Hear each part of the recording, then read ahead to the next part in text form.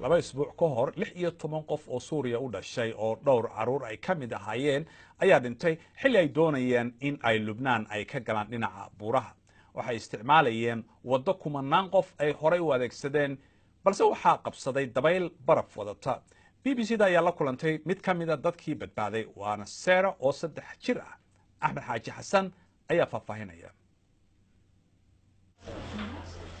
waatan Sarah Yariisay waa 3 sano jir nabarka madow ee wajigeeda ku yaala waxaa sababay qabow iyo qarqaryo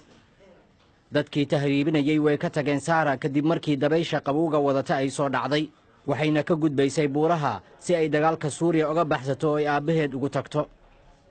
waxay badbaaday oo keli ah markii ninkii ka soo tagay qori loo qaatay oo lagu qasbay in uu soo badbaadiyo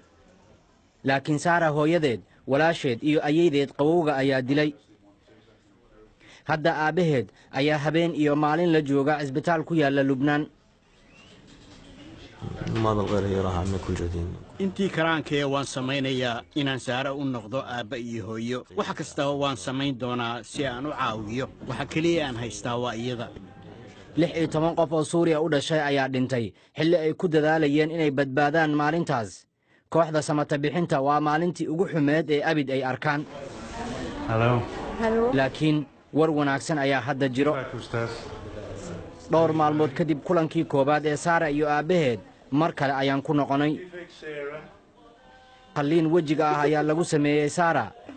hadda wax way cuni kartaa dhakhtarkana waxa ay sheegaysaa in qalliinka uu guul ku dhamaaday dhakhtaradda waxa ay tilmaamaysaa in dhaawaca Sarah uu fiicnaan doono wajigeedana uu caadi ku soo noqon doono aabaheed ayaa markii ugu horeysay sawir ka qaaday qalliinka kadib